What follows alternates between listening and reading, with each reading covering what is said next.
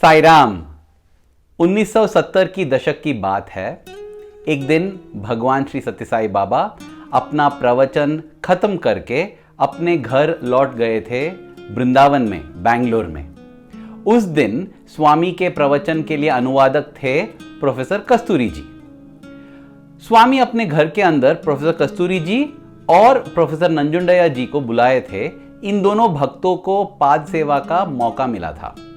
तो जब ये दोनों भक्त बैठकर स्वामी का पाद सेवा कर रहे थे, स्वामी पूछते हैं नंजुंडैया जी से, नंजुंडैया, आज जो कस्तूरी ने अनुवाद किया प्रवचन का, क्या वो ठीक था? अब नंजुंडैया जी से प्रश्न पूछा गया था, इसलिए उन्होंने अपने आंखों को ऊपर उठाकर स्वामी की ओर देख रहे थे। प्रोफेसर कस्तूरी जी तो बस लगे हुए थे अपने पाद सेवा में। उत्तर देने से पहले स्वामी ने अपने आंखों से यह इशारा किया कि नहीं, अनुवाद ठीक नहीं था। तो नंजुंडैया जी कहते हैं, स्वामी, उनका अनुवाद ठीक नहीं था। अपने आंखों को उठाए बिना ही कस्तूरी जी कहते हैं, हाँ स्वामी, इधर उधर मैंने गलतियां की, तो अनुवाद पूरा ठीक नहीं हुआ होगा। अब स्वामी छोड़ते नहीं हैं, फिर से पूछते हैं, नंजुंडैया, क्या कस्तूरी का अनुवाद इधर उधर ठीक नहीं था या पूरा खराब था? और फिर से वे उत्तर देने से पहले स्वामी आंखों से इशारा करते हैं कि नहीं, पूरा खराब था। और वही कहते हैं नंजुंडैया जी, कहते हैं, स्वामी, इधर उधर नहीं, पूरा अनुवाद ही खराब था। अब कस्तूरी जी का आंखें उठते हैं, स्वामी की ओर देखते हैं, लेकिन वो बस क्षण मात्र ही। फिर से आंखों को नीचा करके वे पाद सेवा में लग जाते हैं। उनके मुंह पर एक मुस्कान है। इसके बाद तो स्वामी मौन रह गए। तो तीनों मौन थे। पाद सेवा चल रहा था और पाद सेवा समाप्त होने के बाद स्वामी अंदर चले गए और ये दोनों भक्त बाहर आ गए। इस दिन के बाद 7 साल तक प्रोफेसर नंजुंडैया जी को ये अवकाश नहीं मिला कस्तूरी जी से कहने के लिए कि ये मेरा उद्देश्य नहीं था कहने के लिए, मैंने जो भी कहा इसलिए कहा क्योंकि स्वामी ने बताया था। लेकिन आश्चर्य की बात यह है कि इन 7 सालों में कभी भी कस्तूरी जी ने नंजुंडैया जी की ओर थोड़ा भी नफरत या थोड़ा भी घृणा या कोई बुरा भाव कुछ भी नहीं दिखाया था। अरे, जो नंजुंडैया जी ने किया और जो कस्तूरी जी ने किया, ये दोनों चीज जो है ना, ये तभी संभव है जब कोई शरणागत किया है अपने आप को स्वामी के चरणों में। ये 2 सीख हमें अवश्य मिलता है इस घटना से।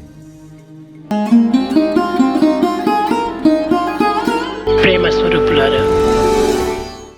अब हम आते हैं जुलाई 2012 में। स्वामी की महासमाधि हो चुकी थी और हम पुट्टपर्ती में रहते थे। मैं अपने माता पिता और मेरी बीवी पूजा के साथ पुट्टपर्ती में रहता था उस समय। एक दिन पिताजी उठे, नींद से जब जागे ना, बहुत दर्द में थे। थोड़ा सा बुखार था, सर में चक्कर थी और उनका पीठ बहुत दर्द कर रहा था। वे अपने पीठ को ऐसे पकड़ रहे थे जैसे कमर टूट गया है, किसी ने तोड़ दिया है वैसा। ओ, दर्द से वैसे वो रोल कर रहे थे बिस्तर पर और बोल रहे थे कि बहुत दर्द हो रहा है, बहुत दर्द हो रहा है, मैं क्या करूं, मैं क्या करूं। ये सब देखकर हम सबको दिल में दर्द होने लगा कि पिताजी को इतना कठिनाइयां हो रही है, इतना दर्द हो रहा है। तो मैं तुरंत उनको ले गया सुपर स्पेशलिटी हॉस्पिटल में, क्योंकि देखिए पिताजी जो थे ना, वे हार्ट पेशेंट थे, ब्लड प्रेशर के पेशेंट थे, शुगर डायबिटिक पेशेंट थे। तो इसलिए मैं डर गया। मैं सोच रहा कि क्या हो रहा है यहाँ पर, कोई हार्ट अटैक तो नहीं हो रहा है। तो उनको ले गया हॉस्पिटल और वहाँ उन्होंने कहा कि ये दिल की कोई बात नहीं है, शायद इनकी किडनी में स्टोन है, किडनी पत्थर, ये पत्थर के कारण ऐसा दर्द हो रहा होगा। तो रेडियोलॉजी डिपार्टमेंट में ले गए पिताजी को और जब उन्होंने वहाँ टेस्ट किया तब पता चला कि 1 नहीं, 2 नहीं, बल्कि बहुत सारे पत्थर है इनके मूत्र नाला में और इन पत्थरों के कारण पिताजी को ऐसा दर्द हो रहा है। और इन पत्थरों में एक पत्थर जो था ना, वो 1 सेंटीमीटर था साइज में। अब देखिए 1 सेंटीमीटर शायद बहुत छोटा लगता है, लेकिन मूत्र नाला में ना वो 1 सेंटीमीटर एक पहाड़ की तरह है। बाप रे, बहुत बहुत दर्द करेगा। इसलिए इतना दर्द हो रहा था पिताजी को। और जब वो पत्थर हिलेगा ना, तभी दर्द कम हो सकता है, अपने पोजीशन से थोड़ा हिलता है तब दर्द कम होता है, लेकिन फिर से दर्द बढ़ने लगेगा। जब तक वो पत्थर अपने शरीर से बाहर नहीं निकल जाए तब तक दर्द होते ही रहेगा। तो इसलिए जब डॉक्टर ने ये कहा कि वो पत्थर को निकालना है तो मैंने पूछा अब क्या करना चाहिए। उन्होंने कहा कि हम सर्जरी कर सकते हैं, सर्जरी के साथ हम इसको निकाल देंगे। तब मैं थोड़ा शांत हो गया। मैंने कहा ठीक है, कर दो सर्जरी। कब करना है? जितना जल्दी हो सके, आज भी करना है तो कर दीजिए। तब डॉक्टर कहते हैं कि नहीं, उतनी सीधी बात नहीं है, क्योंकि हमें कुछ टेस्ट करना पड़ेगा, क्योंकि पिताजी आपके पेशेंट है ना डायबिटीज़ और ब्लड प्रेशर का, तो चेक करना पड़ेगा हमें। मैंने कहा कि हाँ चेक कर लीजिए, क्योंकि मैं जानता था कि पिताजी अपने ब्लड प्रेशर और अपने ब्लड शुगर दोनों को काबू में रखे हुए थे दवाइयों के साथ। लेकिन उस दिन जब पिताजी को टेस्ट किया गया ना, बाप रे बाप, उनका शुगर लेवल इतना हाई था, इतना बढ़ गया था। सिर्फ शुगर ही नहीं, उनका ब्लड प्रेशर भी हाई था। और डॉक्टर कहते हैं कि ऐसे ब्लड शुगर और ब्लड प्रेशर के साथ हम ऑपरेशन नहीं कर सकते, सर्जरी नहीं करेंगे, तो इनको इसे घटाना पड़ेगा। ठीक है डॉक्टर, आप दवाइयाँ दे दीजिए, 1-2 दिन में ये घट जाएगा, उसके बाद कर दीजिए। नहीं, वैसा नहीं कर सकते। इसे 1-2 दिन में घटाने की बात नहीं है, इसे काबू में रखना होगा 1-2 हफ्ते के लिए। तो ये आप दवाइयाँ ले लीजिए, काबू में कर दीजिए, देखेंगे 1 महीने के बाद अगर करना है तो करेंगे सर्जरी। 1 महीने के बाद? तब तक पिताजी क्या करेंगे? जब ये सब हुआ ना, मैं बहुत चिंतित हो गया। मैं सोचने लगा कि अरे ये सब क्या हो रहा है, पिताजी का क्या होगा। लेकिन पिताजी कहते हैं मुझे, अरे अरविंद, जो हो रहा है ना अच्छा के लिए ही हो रहा है, कोई बात नहीं, छोड़ दो, कुछ नहीं। अरे अच्छे के लिए हो रहा है?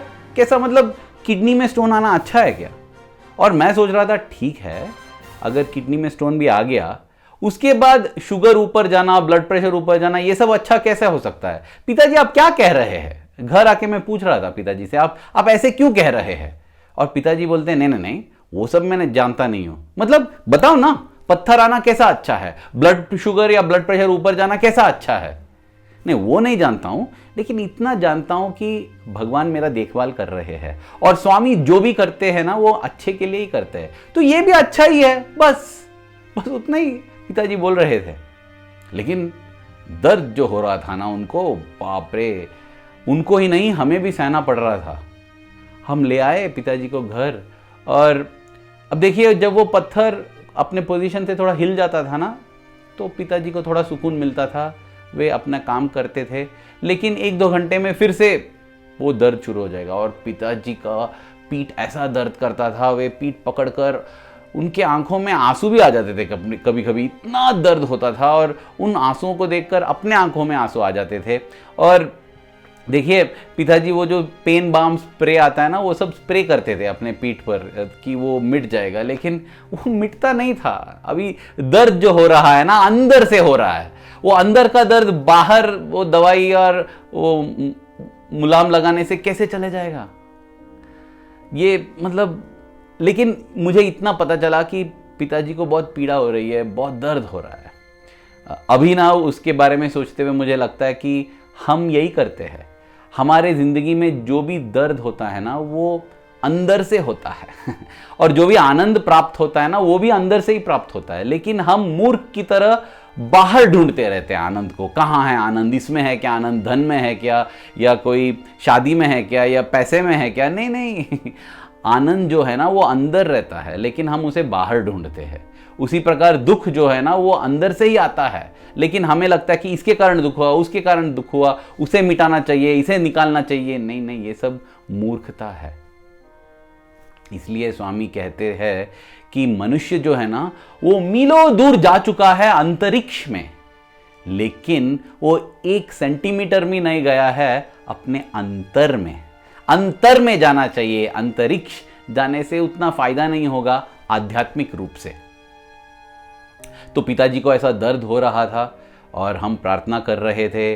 जो भी आयुर्वेदिक दवाइयाँ दे सकते थे दे रहे थे, होम्योपैथी, और ये पिलाओ वो पिलाओ, जो भी लोग जो भी कहते हैं ना, सब चीज़, ये मतलब ये पौधा खाने से ठीक होगा, ये फल खाने से, ये जो भी मतलब सब खिलाते थे, सब पिलाते थे, ये सोचते हुए कि 1 महीना बिताना है पिताजी को, और इसके साथ ब्लड प्रेशर और शुगर को भी काबू में रखना है। तो जब ऐसा चल रहा था प्रार्थना, एक हफ्ते के बाद एक दिन पिताजी उठते हैं नींद से, बहुत ताज़ा लग रहे हैं और कहते हैं कि हाँ मैं एक जाके एक वॉक करके आता हूँ। वॉक? हाँ। तो गए 1 घंटा वॉक के लिए। 1 घंटे के वॉक के बाद घर पहुँचते हैं, आते हैं, फिर बोलते हैं भूख बहुत ज़ोर से लगी है, मैं अच्छे से खाऊंगा। अच्छा सा नाश्ता करते हैं और उसके बाद सब ठीक हो गया। तो 1 महीना हो गया, अभी दर्द में तो नहीं थे, तो हमने सोचा कि क्यों जाना है हॉस्पिटल, छोड़ देंगे, सब ठीक हो गया है लग रहा है। तो हमने ऐसे ही छोड़ दिया। 2 महीने चले गए। अब तीसरा महीना जब आया, मुझे लगा कि एक बार चेक तो कर लेते हैं ना, मतलब उस पत्थर के कारण, पत्थर नहीं, काफ़ी सारे पत्थर थे ना, उन पत्थरों के कारण कुछ और प्रॉब्लम नहीं होना चाहिए। तो मैं फिर से ले गया यूरोलॉजी डिपार्टमेंट में, अपने सुपर स्पेशलिटी हॉस्पिटल में। तब मुझे याद है आज भी, एक अर्जेंटीना से एक एक्सपर्ट आए थे। उन दिनों में ऐसे एक्सपर्ट्स आते थे, दुनिया भर के डॉक्टर्स सब। तो अर्जेंटीना के एक एक्सपर्ट आए थे। वे आके कहते हैं कि अरे ये तो चमत्कार हो गया है, एक भी पत्थर नहीं है, एक भी पत्थर नहीं है। हाँ, कैसे? मुझे मालूम नहीं था। तो इसका अर्थ यह है कि कोई सर्जरी की भी आवश्यकता नहीं है। अरे वाह। और पिताजी बाहर आते हैं, मुस्कुरा रहे हैं और बोलते हैं, देखा अरविंद, मैंने उस दिन कहा था ना, सब अच्छे के लिए है। स्वामी ये चाहते थे कि मुझे सर्जरी नहीं होना चाहिए, इसलिए स्वामी ने उस दिन मेरा ब्लड शुगर और ब्लड प्रेशर बढ़ाया था। अगर वो बढ़ते नहीं थे तो सर्जरी कर देते ना। देखिए भाइयों और बहनों, जब ऐसे मूत्रनाला में सर्जरी करते हैं ना, तो कभी कभी ये होने का भी संभावना है कि यूरिनेशन, मतलब उनका ब्लैडर कंट्रोल चला जाता है थोड़ा थोड़ा, कभी कभी ऐसा होता है। ऐसे होने का चांस है, संभावना है, लेकिन वो रिस्क क्यों लेना चाहिए? इसलिए पिताजी बोल रहे थे, देख लिया, स्वामी ने अच्छे के लिए ही सब कर दिया। उस दिन के 10 साल बाद जब ये पता चला कि पिताजी को लिवर कैंसर हो गया है, तब डॉक्टरों ने सिर्फ 2 महीना दिया था पिताजी को रहने के लिए। भगवान की कृपा के कारण पिताजी 9 महीने के लिए रहे, उसके बाद चल बसे। उस दिन जब दुख दिल तक पहुंचने लगा ना, तब मुझे पिताजी का ये बात याद आया। पिताजी को मैंने अपने आंखों में, मतलब दिल के आंखों में मैंने देखा, ये कहते हुए कि अरविंद, जो भी हुआ अच्छे के लिए हुआ। स्वामी मुझसे बहुत प्यार करते हैं, इसलिए जो भी करते मेरे अच्छे के लिए ही करते हैं। और उसको याद करते हुए मैं भी मुस्कुराया। और सच बात यह है प्रिय भाइयों और बहनों, कि मैंने रोया ही नहीं।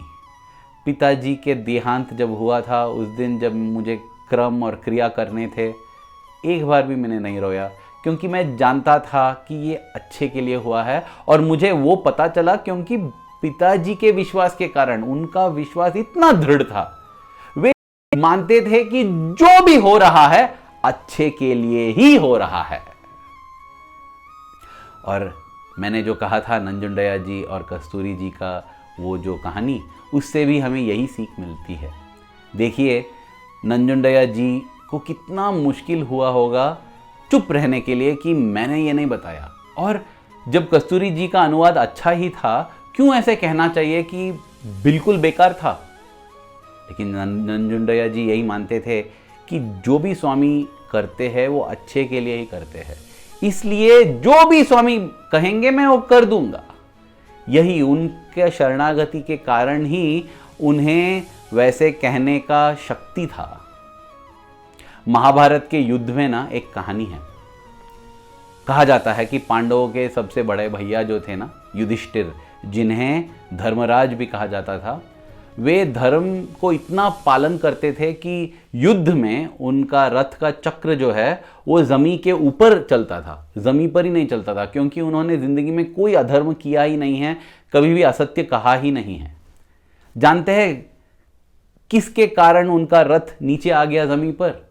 जब महाभारत युद्ध के 15वां दिन, जब आचार्य द्रोण अपना आक्रमण कर रहे थे पांडव सेना पर, सभी का संहार कर रहे थे, और पांडव सेना में हाहाकार मच गया था कि क्या करे, आचार्य द्रोण को कैसे रोके।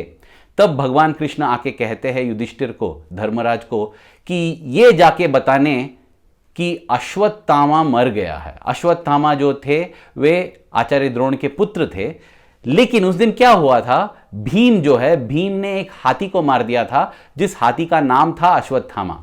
और भगवान कृष्ण कहते हैं धर्मराज से कि तुम जाकर द्रोणाचार्य से कह दो कि अश्वत्थामा मर गया है। और वो सच है, अश्वत्थामा मर गया है। उसके कारण आचार्य द्रोण बहुत निराश हो जाएंगे और अपना युद्ध करना छोड़ देंगे। उसके बाद उनको हम मार सकते हैं। लेकिन धर्मराज को लगा कि नहीं नहीं, मैं झूठ कैसे बोल सकता हूं, मैं झूठ नहीं बोलूंगा। इसलिए वो जाकर कहते हैं अश्वत्थामा हत कुंजरा। अश्वत्थामा हत कहते हैं मतलब अश्वत्थामा मर गया, लेकिन उसके बाद कहते हैं कुंजरा। कुंजरा मतलब हाथी। लेकिन उस समय जब वे कुंजरा कहते हैं, उसी समय भगवान कृष्ण और अर्जुन अपना शंख को ना जोर से आवाज करते हैं शंख से, जिसके कारण द्रोण सुन नहीं पाते कि हाथी मर गया है। और वे विवश होकर अपना अस्त्र त्याग देते हैं और उनका देहांत हो जाता है। और यह कहा जाता है कि उस दिन जब धर्मराज ने वो कहा था अश्वत्थामा हतक कुंजरा, उसके बाद उनका रथ जमीन पर आ गया, क्योंकि उन्होंने असत्य कह दिया। लेकिन क्यों आ गया नीचे? स्वामी बताते हैं कि अश्वत्थामा हता जब उन्होंने कहा, उसके कारण उनका रथ नीचे नहीं आ गया, क्योंकि उन्होंने ये कहा कुंजरा, इसके कारण उनका रथ नीचे आ गया, क्योंकि उन्होंने भगवान के वचनों पर शंका किया। उन्हें लगा कि भगवान श्री कृष्ण जो है वे अधर्म कर रहे हैं, वे असत्य कहला रहे हैं। इस विचार के कारण उनका रथ नीचे आ गया। इसलिए मैं कहता हूं कि परिपूर्ण शरणागति होना आवश्यक है अगर हम जो भी भगवान कहते हैं वो करना चाहते हैं और वही उन्हीं वचनों का पालन करना चाहते हैं। और उस दिन उस अवसर पर नंजुंडया जी ने ये दिखाया कि उनमें वो शरणागति थी कि जो भी भगवान कहेंगे वही मैं करूँगा। और कस्तूरी जी के बारे में क्या कहने का। 7 साल के बाद जब नंजुंडया जी ने ये कहा कि देखिए कस्तूरी जी उस दिन ऐसे हुआ था, तो कस्तूरी जी बोलते हैं कि हाँ मैं जानता हूँ, स्वामी ने ही बताया था। आप कैसे जानते हैं कि स्वामी ने कहा था? तब कस्तूरी जी बोलते हैं कि ओ स्वामी ने निश्चित रूप से आपसे कहा था। नहीं नहीं नहीं नहीं, मैं ऐसे बता रहा था कि जो भी होता है ना मेरे जिंदगी में और सबकी जिंदगी में, वो स्वामी के इच्छानुसार ही होता है। उस रूप से मैंने कहा कि स्वामी ने कहा था। हाँ, कस्तूरी जी ये नहीं जानते थे कि स्वामी ने अपने आंखों से इशारा किया नंजुंडया जी को ये बताने। लेकिन कस्तूरी जी एक ऐसे महान भक्त थे जो मानते थे कि जो भी मेरे जिंदगी में हो रहा है वो अच्छे के लिए हो रहा है, भगवान की दया और कृपा से हो रहा है। यह है शरणागति का अर्थ। शरणागति का अर्थ यह है कि जो भी होता है ना अपने जिंदगी में, हमें यह मानना चाहिए कि ये मेरे अच्छे के लिए है, ये मेरे अच्छे के लिए है, ये मेरे अच्छे के लिए है। यही है शरणागति का मंत्र जो स्वामी ने दिया है। अगर आप देखे नहीं हैं तो देख लीजिए, ये लिंक पर है। अरे ये देखने से ना मैं ये आश्वासन आपको देता हूं कि तुरंत सब दुख, सब दर्द, ये सब का निवारण हो जाएगा। ये दुख दर्द निवारण मंत्र है, शरणागति का मंत्र है।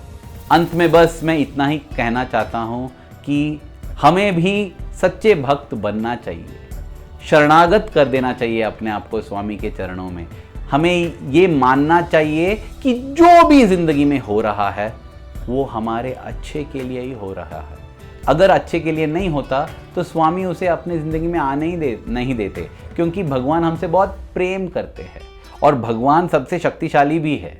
अगर किसी को रोकना चाहते हैं तो रोक सकते हैं, लेकिन अगर नहीं रोक रहे हैं, वे इसलिए नहीं रोक रहे हैं क्योंकि वे हमसे प्रेम करते हैं और ये हमारे अच्छे के लिए है। प्रिय भगवान, हमेशा हमेशा के लिए हमें ये सीख को याद रखना चाहिए और आपके प्रति हमारे दिल में जो प्रेम है ना, वो हर क्षण बढ़ते ही रहना चाहिए। धन्यवाद। जय साईं राम।